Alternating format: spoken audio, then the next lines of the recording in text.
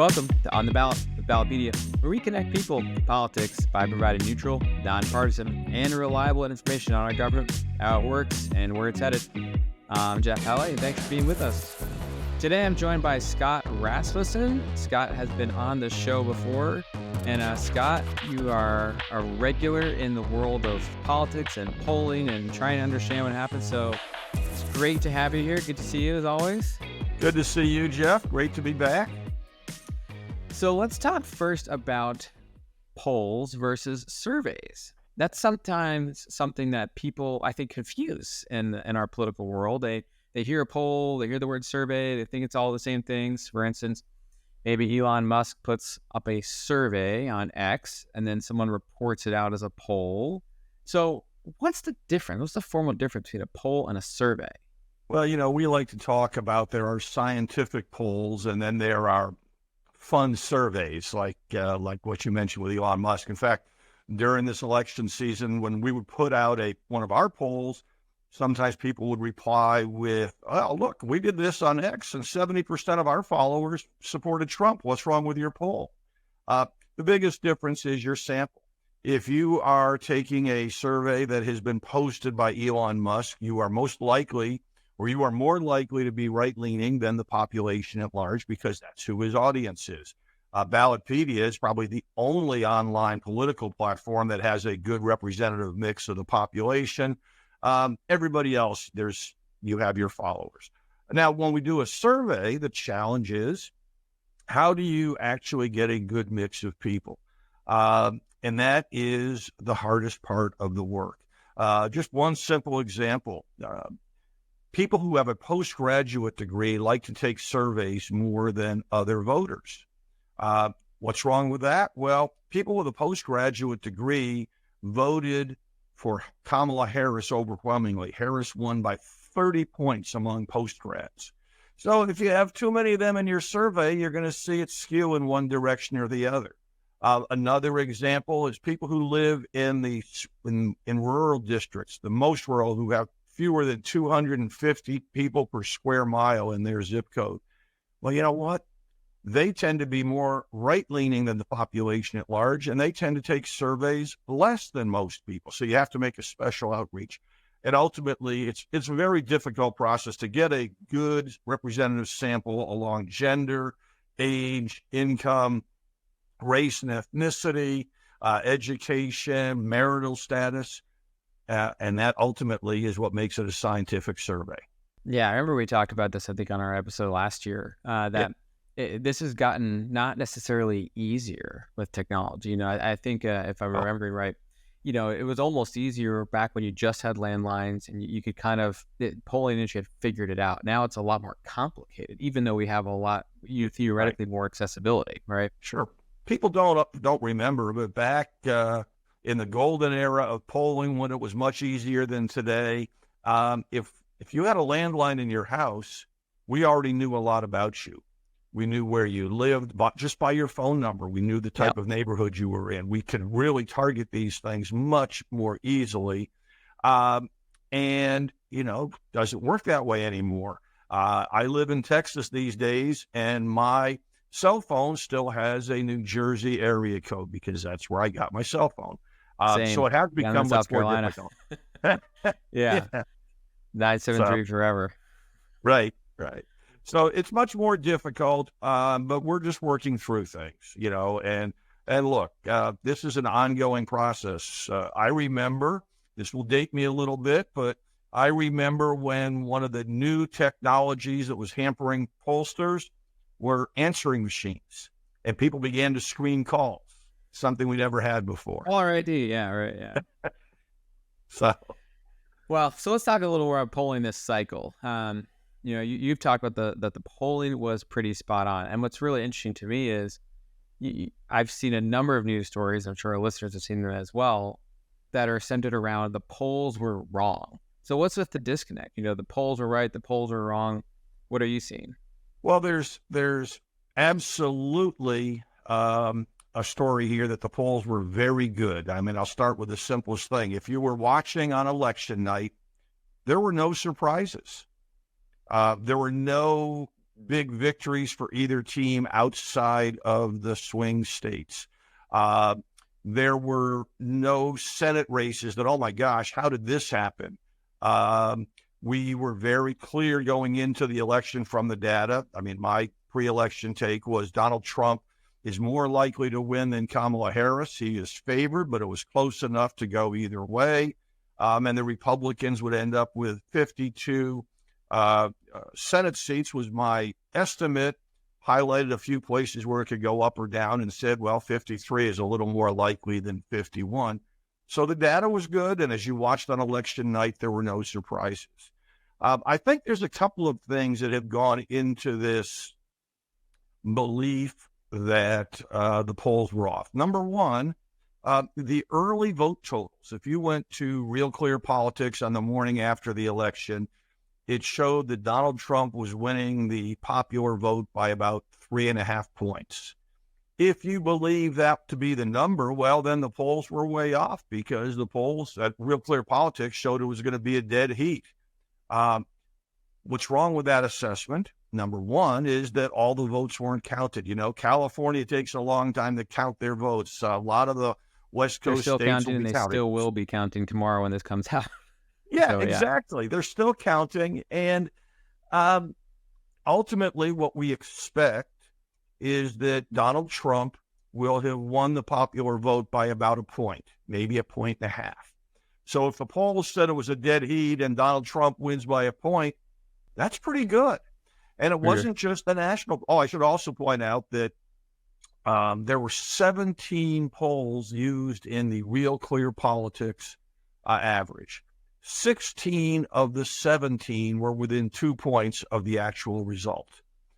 So there weren't any real surprises there. If you go to the swing states, in the swing states, they were generally pretty good and consistent with the national numbers, perhaps understating Donald Trump by 1 percentage point. And if you expect polls to be more precise than being within 1 percentage point, you really don't understand what polling is all about. Yeah, well, that goes back to the first question. Yeah, well, in Georgia, the polls were very good. I think the average was within a point. Just about all of the polls were within a couple of points of that. In North Carolina, 8 of the 11 polls were within 2 points of the actual result. I think if you wanted to find the biggest mistake, it might have been Arizona. We'll find out when all the votes are tallied. But even in Arizona, where Trump's victory was underestimated, 9 of the 10 polls in the average showed Trump leading. The others showed a tie. Not a single poll showed Kamala Harris ahead.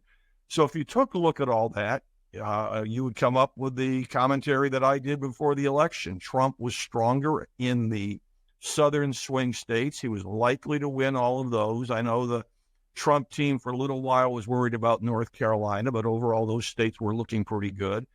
And then you had 3 toss-ups in the blue wall states of Pennsylvania, Michigan, and Wisconsin. And, it's easy now. You look back and say, oh, he won all 7 states. Why didn't you guys predict that? Well, he won Wisconsin by 30,000 votes out of 3+ million. Mm-hmm. Total across those 3 blue wall states, there were 17 million ballots cast, and Trump carried those 3 states by just 250,000. So they were very close. Donald Trump's victory, very significant. But it was not a landslide. In fact, at the moment, it looks like he will not even reach 50% of the popular vote. Yeah, it is. It's interesting. This is how battlegrounds go every cycle. They're toss-ups. That's the whole point of a toss-up, is that they are coin flips, so to speak.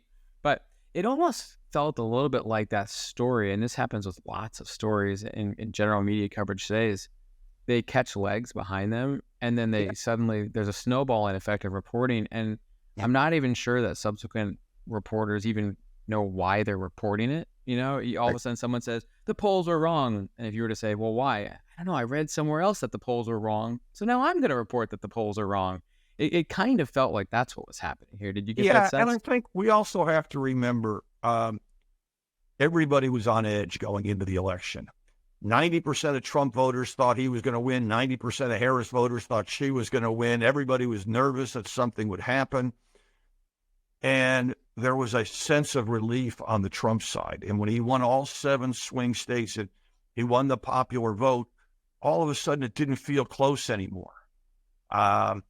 This, though, to give you a sense of how close it ended up, since 1888, only 3 elections that we've had since then did the winning candidate have a smaller margin of victory in the popular vote.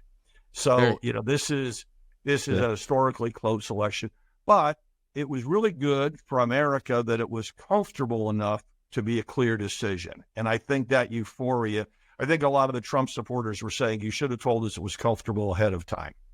Good. Yeah, I think you saw a lot of people across the aisle saying that in some respects. So let's talk about New Jersey, which you alluded to earlier. We're both from New Jersey in some respects. Have spent a lot of time there. And New Jersey, there's been a lot of talk about a number of states this cycle. And I was just kind of curious to focus on New Jersey for a bit. So Donald Trump lost New Jersey in 2016 by 14 points. He lost it by 16 points in 2020. And currently, again, vote total is not certified yet, but he's losing by 5 points now. So, now all 3 cycles, that means the Democratic candidate gets all the electoral votes for that state. I had a lot of fun explaining to my 10-year-old the concept of you get all the electoral votes, even if you only win by a little bit or a lot. It doesn't matter. He was very confused by this. So in some respects, right, New Jersey went blue like it always has, but 5 points, that's pretty close. What does that tell us about New Jersey or other states like it? What does it tell us about future elections? Well, let's put it in context of the national election. In 2020, Joe Biden won by 4.5 percentage points. Donald Trump won this by about a percentage point. So there was nationally about a 5.5 point swing to the right. So part of that's about half of what we saw in New Jersey. We also know, despite all the criticisms of the Harris campaign, that the vice president made it closer in the swing states. The swings, the shift from 2020 to 2024 were much more modest than we would have expected from the national trend. So again, that adds a little bit more to a state like New Jersey. And I think the other part of it is, we are said this was the least racially polarized election in decades. As you began to see working class voters of all races shift more to the right, that had an impact on states like New Jersey. It had an impact in a lot of urban areas around the country. And the way I would describe it right now is what happens next in New Jersey and in all those other non-swing states depends on how the Trump administration succeeds. I think voters gave 3 priorities to the Trump team. Number 1, make the economy work for everyone. I mean, that's a huge issue in this campaign. Number 2, secure the southern border. That's been Trump's biggest issue since that infamous ride down the escalator all those years ago. And the third is return to common sense about gender identity. Voters think boys and girls are different, and they want their governments and societal institutions to stop pretending they're not. If Donald Trump makes progress on those, we may see a lasting realignment. We may see that this racial turnout that we saw in this election, with Trump doing better among young black voters, doing much better among Hispanic voters, that could last and really give the GOP an edge going forward for some time. But you don't create those mandates by winning elections. You win election, and then you have to govern well. And if you can do that, well, then you'll get another chance and have a lasting impact. Yeah, America is definitely a pendulum swinging country. We kind of have it for a couple hundred years now, I think. Right. So what about the polls at the Senate and House level? You kind of alluded to this earlier, but there's been a lot of talk about how did polling do at the presidential level? Were there any surprises with Senate and House polls? Was it pretty much in line with what we saw presidentially? So how did those do? Yeah, so let's talk about the Senate changes first. Joe Manchin's seat was almost certain to go to the Republicans before the day began. So that would have given the Republicans 50 seats no matter what else. There was hope among Democrats that they might be able to hang on to the Montana Senate seat, won by Tim Sheehy.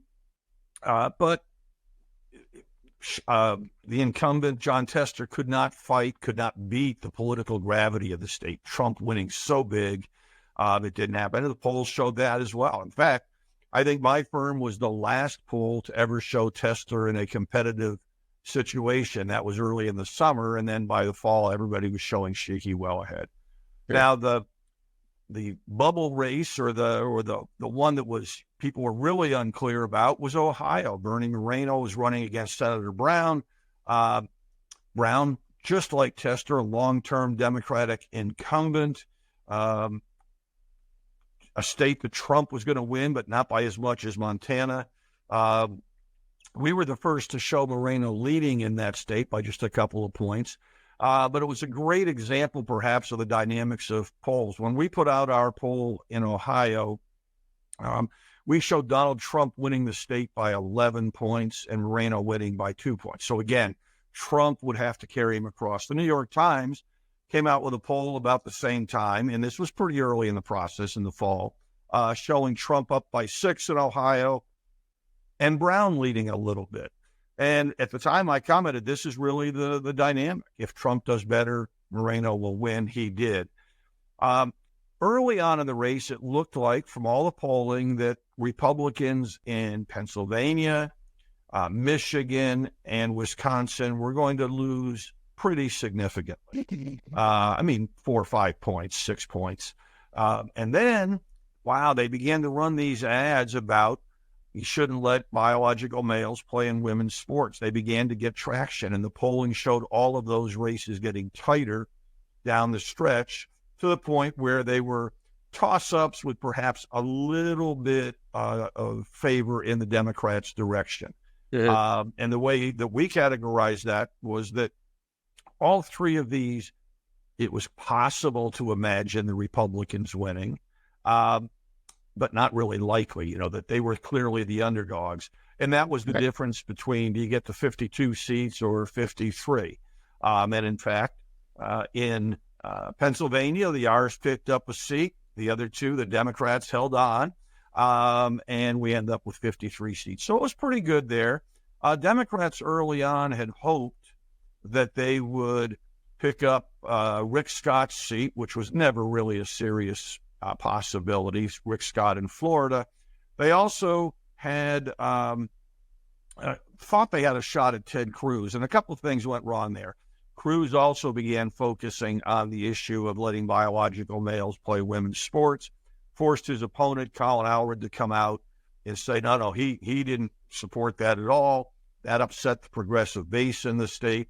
And then on top of that, Donald Trump just did very well in these borders, as he did in a lot of the border states. So that race wasn't as close as the Democrats might have hoped.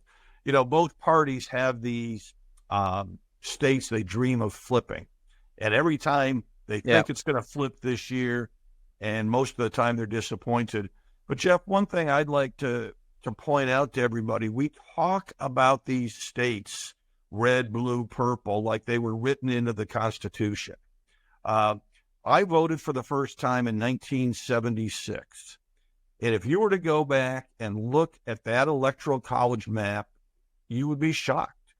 All of the West Coast states, and pretty much everything west of the Mississippi, were Republican. California, Oregon, Washington, New England was Republican.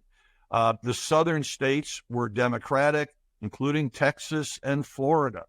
That didn't happen from one election to the next. Bit by bit over time, changes in the electoral coalitions began to shift things. I would expect that if the Trump administration has a successful term, even a modestly successful term, we will see a different group of swing states in 2028 than we had this year. Yeah, you're right. The history of studying all those states is always really fascinating. And speaking of the future, then the 2026 Senate map, is something that's going to come up quite a bit in the coming days and weeks, months ahead, because when one election cycle ends, another begins, sort of like a phoenix rising from the ashes. And the 2026 map is really interesting. We published some data about this in the Daily Brew on Monday, that there are quite a few seats that are well outside of what you'd likely consider battleground range. And there's only a handful that are really in a toss-up if you purely look at what was the margin of victory in these races the last time they came up. So, and Republicans have some prime pickup opportunities in 26. They have Georgia, which is John Ossoff's seat. They have Michigan, which will likely be another toss-up again. Some of the seats that the Democrats would look to take would be, maybe Iowa, maybe Maine, maybe North Carolina. States that typically are usually toss-up. So do you have any early sense of what you're seeing in 26's Senate map? Typically, the team that has the White House does poorly in the midterms. Yep. So the first priority for the Republicans is going to be how can we hang on to the Senate majority? And it's impossible to predict what will happen because we don't know how the Trump administration is going to perform. Back in 2008, Barack Obama had his historic victory. And 2 years later, we had the Tea Party movement where the Republicans picked up more than 60 seats in the House. We were doing generic ballot polling every week at that time. Generic ballot is, if the election were held today, would you vote for the Republican or the Democrat from your district? And the tipping point moment came when Barack Obama passed his stimulus package without a single Republican vote. And his line was, elections have consequences. And there was a lot of opinion journalism at that time saying the Republicans made a mistake and Republicans in the House by unanimously voting against this incredibly popular package that Barack Obama had presented. And yet in our polling the next week after that Republicans were unified, we saw them begin to gain in the generic ballot and take the lead for the very first time in that cycle. And I think it was because discouraged Republican voters thought the GOP finally gave them something to fight for, something to believe in. So I bring that up because somewhere in the first 100 or so days of the Trump administration, we'll begin to get a sense of how Democrats are responding, as to how the economy is going. And those things will impact all of our discussions. But going back to way back in our conversation, talking about New Jersey, there's been a shift in the electorate.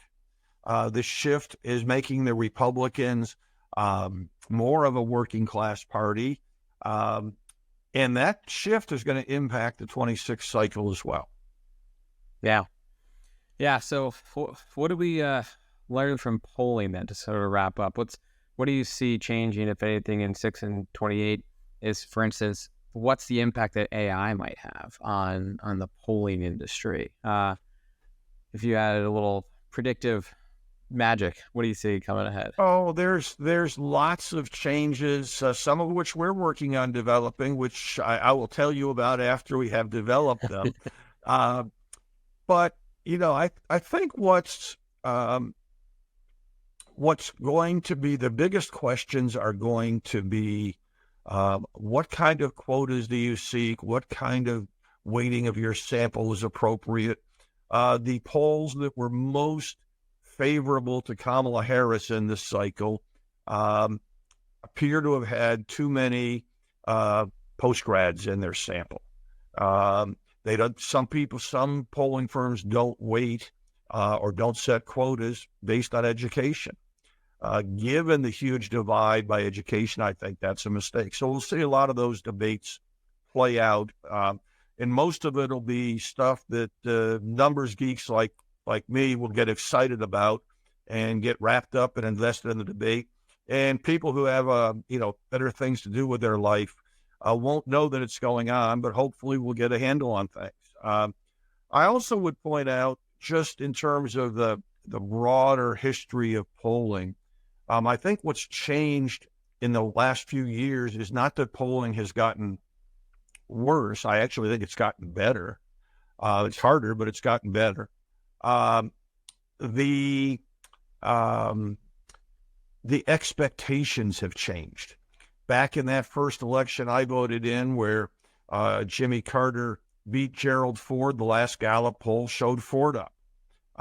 Nobody thought it was a crisis in polling because it was expected to be very close. In Bill Clinton's re-election bid in 1996, the polls were off by far more than years. In Barack Obama's re-election bid, they underestimated Barack Obama's margin by 3 points.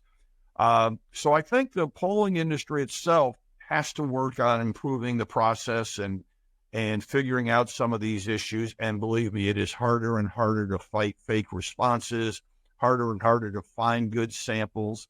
But I think the other thing we need to do, and places like Ballotpedia are probably going to have to play a role in it, is to remind people that polls are not a precision tool.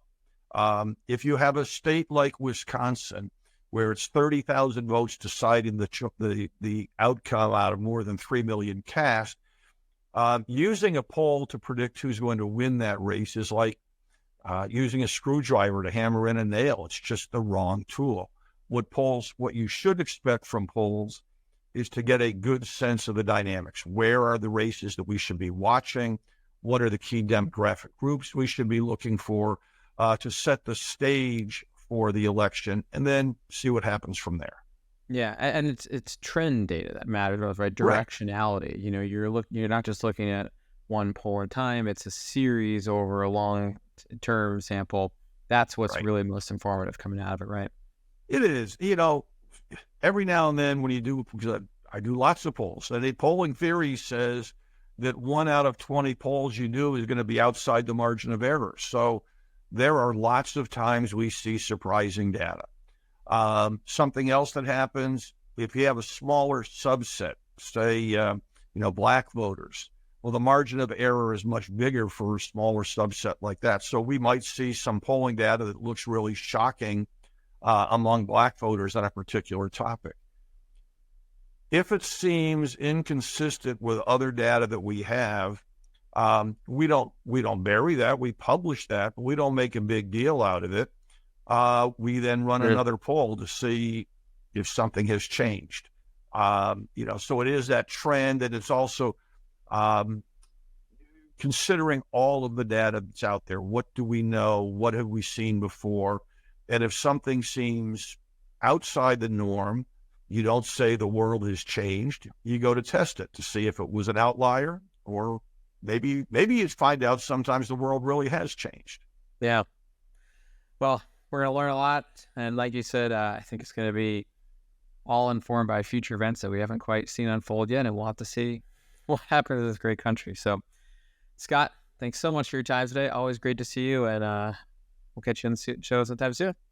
Look forward to it, Jeff. And I imagine the team at Ballotpedia is pretty worn out from the last few months. So hope you all get some rest along the way. Indeed. Yeah. Never stops. But yeah, believe it or not, and I'll just end on this.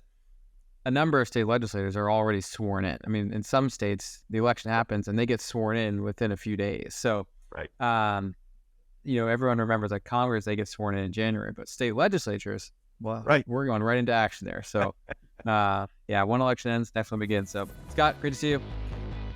And for listeners, you can learn more about our election coverage at the link in our show notes. We'll be back later this week with another episode on where things stand in the race for the House. Make sure you subscribe to On the Ballot wherever you listen to podcasts. I'm Jeff Halley, and thanks for listening.